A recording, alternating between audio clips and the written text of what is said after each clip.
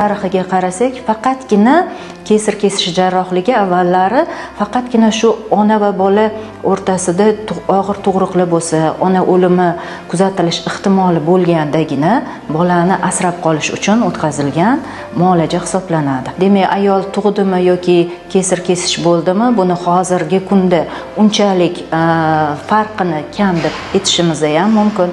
Lekin kesir kesish jarrohligi bu ham katta bir jarrohlik amaliyoti. Boshqachasiga aytganda palasnaya operatsiya deymizda, ya'ni qorin bo'shlig'iga kirish. Qorin bo'shlig'iga kirish uchun ham bu katta bir qanaqadir o'ziga yarasha pokazaniyalar deyiladi, ya'ni o'ziga yarasha ko'rsatmalar bo'lishi kerak.